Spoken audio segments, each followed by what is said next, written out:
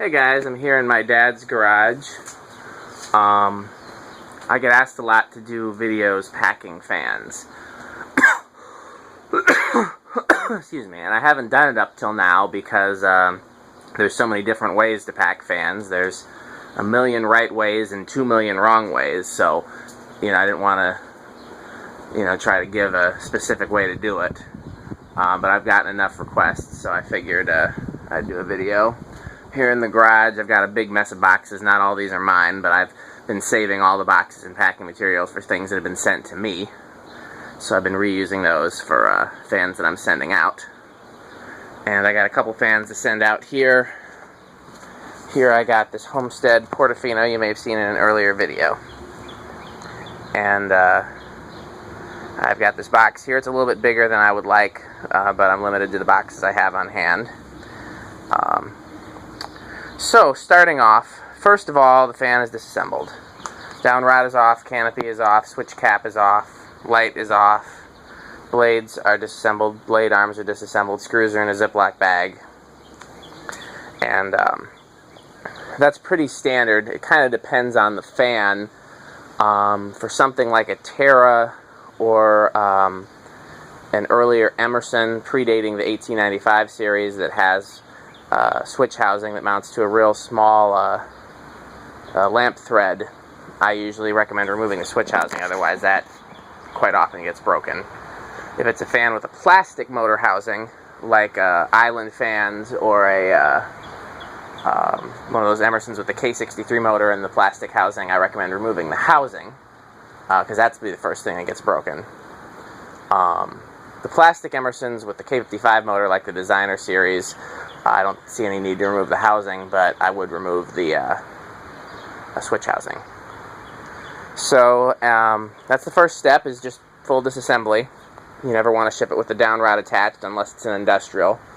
You never want to ship it with the canopy on the down rod. Again, you can do that if it's an industrial, but if you do that, first of all, make sure the set screws are not tightened.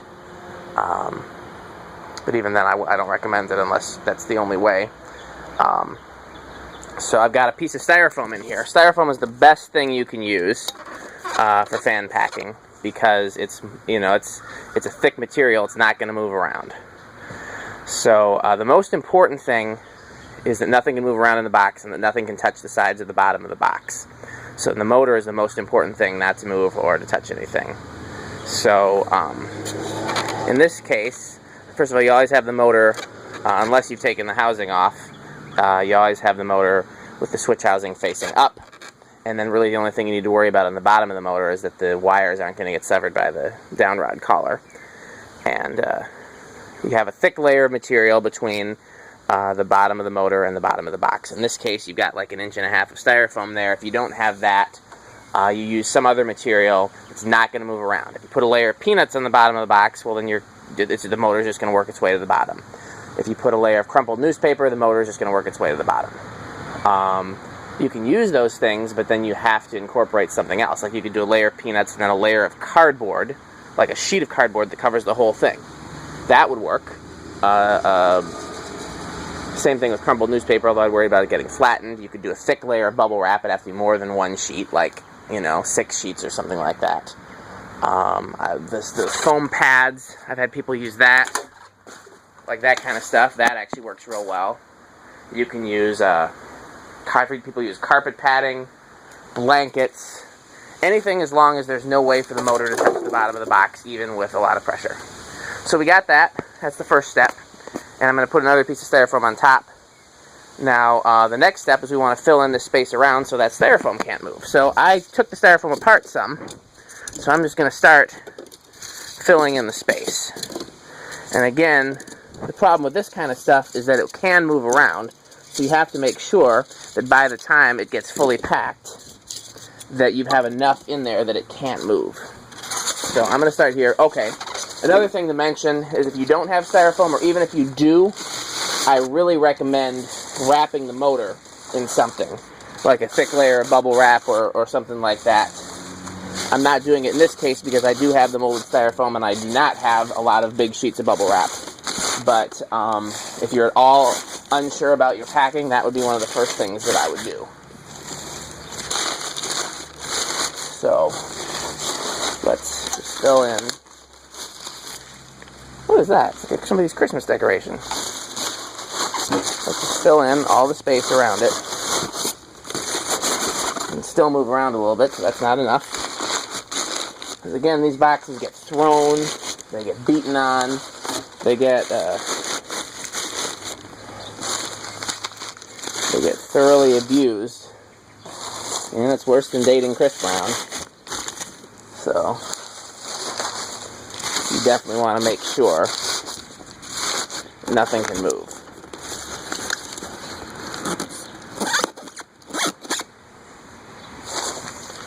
Okay, the next thing I'm going to do is I'm going to find something. Is that going to fit over that switch housing?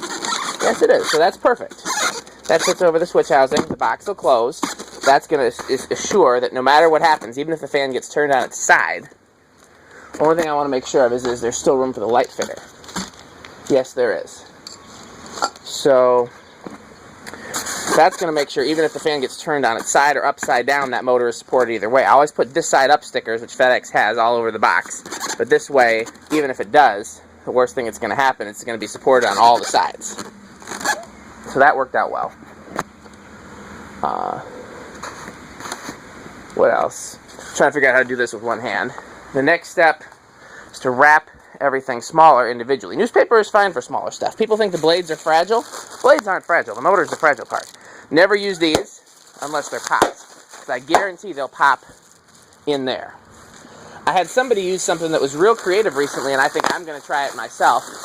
I had somebody use empty water bottles with the lid on instead of air pockets. It takes a lot more effort to pop a water bottle than it does an air pocket. And they shipped me one of those antique GEs that I did the video of that way, and it arrived without a single scratch. So I think I'm going to start doing that. So let's see if there's somewhere I can set this camera down. That, first of all, would be helpful. How about here? Come on, camera.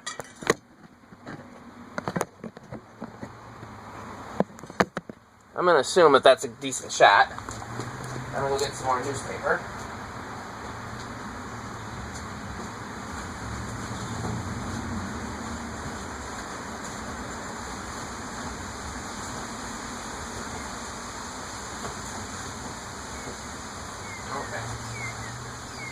Well, first things first, let me figure out how I'm going to deal with that light fitter, because that's a little bit more fragile than anything else.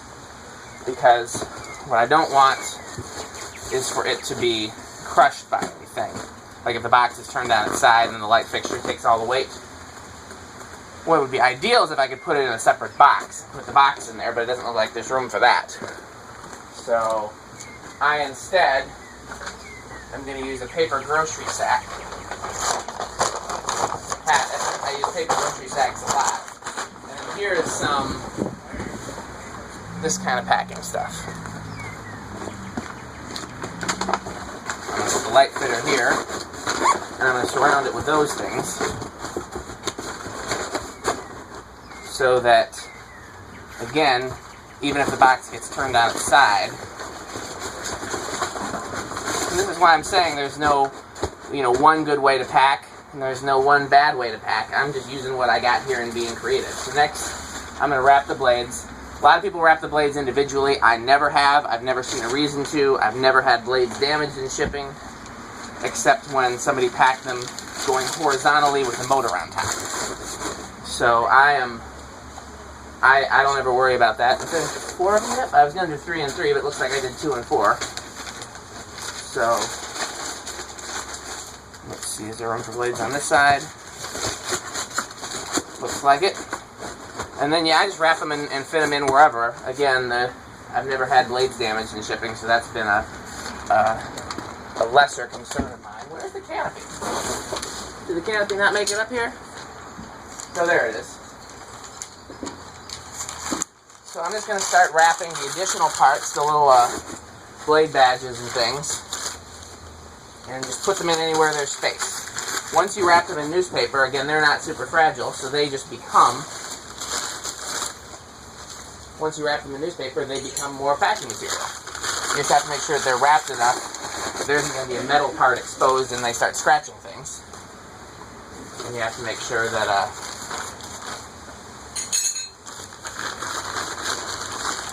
Only time I've ever had blade brackets damaged is FedEx opened the box and inspected it and repacked it, and then they put the blade brackets on the bottom underneath the motor, and the motor ended up severing some of them. That was not a likely. I haven't had that happen before or since. But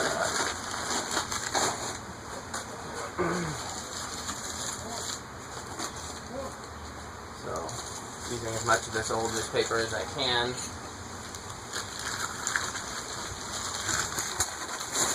I try to use less newspaper in terms of like crumpled newspaper for filling space because it's heavier than styrofoam would be. And obviously that means more shipping charges. So I try to, but again, I'd have to use what I have. I wouldn't be able to ship as many fans, or at least if I had to go out and buy packing materials every time I shipped a fan, I'd have to charge for packing. I don't want to do that. I don't think people want to pay that.